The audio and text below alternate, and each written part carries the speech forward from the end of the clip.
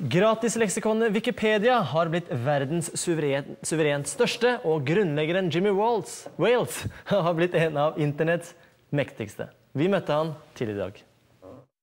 Welcome, Jimmy Wales, the founder of Wikipedia, and Jan Omdahl from Dagbladet. Wikipedia has grown at an incredible pace since you started in 2001, and the English version now counts almost 3 million articles. Did you expect such success? Well, you know, when I was first starting Wikipedia, I looked at a list of the top 100 websites, and I saw around number 50 was educational reference kind of website. So I thought, well, if we do a really good job, we might make it in the top 100 or even the top 50. But now Wikipedia is the 5th most popular website online. So yeah, it's a lot bigger, and it grew a lot faster than I ever expected. But how did you get the idea? So I was watching the growth of free software, open source software as most people know it, and seeing programmers coming together to collaborate online to create really large-scale software projects. And I realized that that kind of online collaboration could be extended beyond software into all kinds of different things, and that was really the beginning. Wikipedia is based on that anyone can write an article, everyone can edit it. And let's bring up your Wikipedia article, Jimmy. If I want to, I can go in here and I can write whatever I want. For instance, that you are the winner of the Nobel Peace Prize 2009 and not Barack Obama. But for how long will it stay like this until somebody corrects it? Well, normally for something like that, if somebody comes and puts something silly like that in, it will last for less than 5 minutes. It's very, very quick. There's a whole group of people who are constantly monitoring things as they come in, looking for unusual things, and so there's a pretty fast track record of fixing things like that. Who are these people? Well, the Wikipedia community, it's a lot of people who are really excited about the encyclopedia, and they're having fun working together on it and monitoring. Bunch of geeky people like me, basically. So they will check your article and say, oh, he's not the Nobel Peace Prize winner. Exactly. And they will go in. It's really easy. We provide a lot of tools to make it really easy. You can see very quickly all the recent changes, and you can very quickly see what has changed in an article. So it's not like they have to reread it again from scratch every time. They just see, oh, there's been a change. Let's see what it is. Oh, that's silly. One click, and they revert it back to the previous. Jan, you have been following the internet since the 90s. Do you use Wikipedia when you write articles in Dagbladet? Yes, I do. Both as a research tool and also as something to link to bring our readers further knowledge. So we use it with caution, because it's just one source, and we need to be critical of that source as we are of everything else. But yes, we use it. For many people, Wikipedia is the first source they go to find out something. What is behind the success? Why do people use this as much? I think there are quite a few things. First, it's free.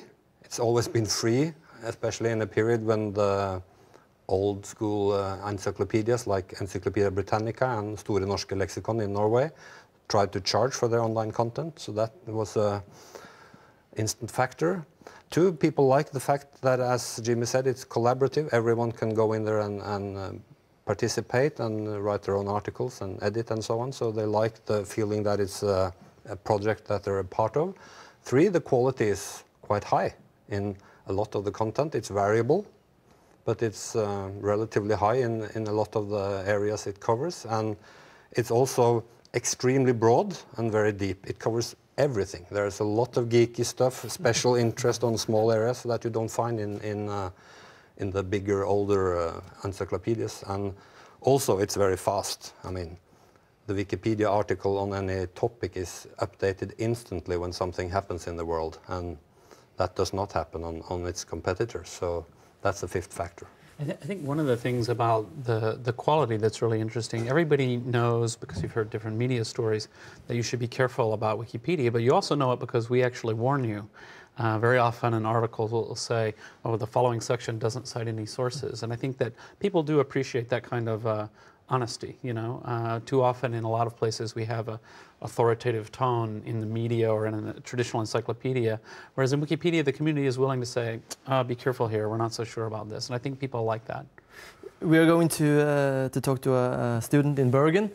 Tobias Martens, du 19 år og veldig flittig bruker av Jimmys Wikipedia. Hva bruker du leksikonet til?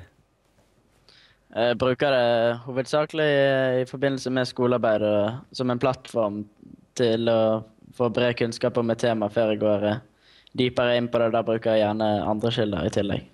Du skrev en oppgave på videregående i fjor, der du så på elevenes syn på Wikipedia. Hva fant du ut?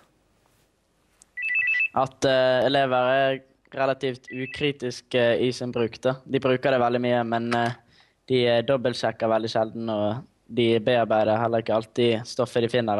Det er veldig mange som også bruker copy-paste-metoden, som jo blir sett på som juks i skolen. Hvorfor er de så ukritiske til Wikipedia? Tror det er fordi at Wikipedia er såpass enkelt, og at man rett og slett ikke gidder å dobbeltsjekke informasjon. At du bare tar det for god fisk, holdt jeg på å si. Men er ungdom og elever bevisste på hva Wikipedia faktisk er for noe? Ja, vi har holdt en spørreundersøkelse der, og en stor majoritet visste det at hvem som helst kan gå inn der og redigere artikler, men allikevel så er de såpass ukritiske som de er når de bruker det. Takk for at du var med, Tobias Martens fra Bergen. Jimmy, Wikipedia is used as source in academic articles and school assignments like Tobias. What does teachers say about using Wikipedia?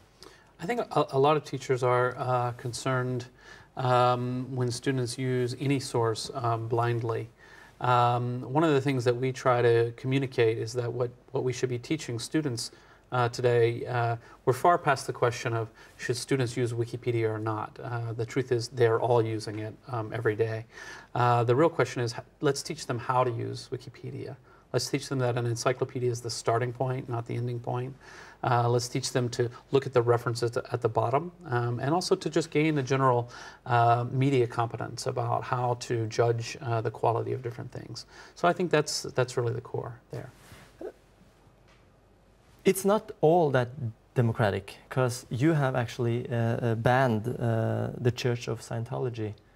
Well, why did you want to do that? Why couldn't they edit their own articles? Well, we banned a particular set of users who were not behaving in accordance with our guidelines. Of course, people who are members of the church are welcome to participate in Wikipedia.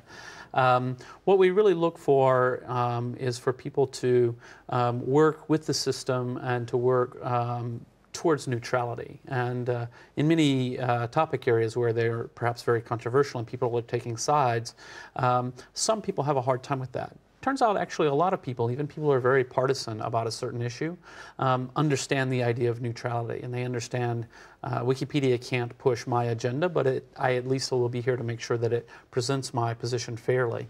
But sometimes a few people can't, and so we have to say, look, if you can't participate in helping us build a quality encyclopedia, we're going to have to ask you to not participate. Jan, what do you think about that Jimmy actually banned some users? Is that democratic? Well, call it what you want. I think it's come to a point where Wikipedia now is so large and so influential that it can actually influence events in society and be a power within society, not just a source of information. But doesn't that say how much power Jimmy and the Wikipedia Foundation has? Well, I guess you could say that, and it certainly means that they have seen the need. They have also started with something called flagged revisions, which is basically that any article about a living person has to be revised, a change has to be revised by one of the voluntary editors before it's published in its new version.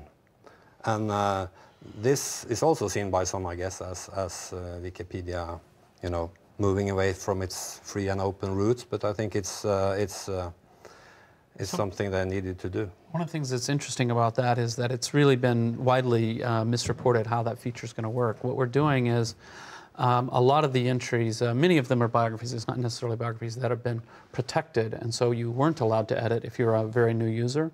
For the first time, we're going to allow people to edit them. The only proviso will be that those new users, if they do make an edit, it will be reviewed by someone. So rather than a closing of Wikipedia, it's really, in a way, a certain kind of opening up.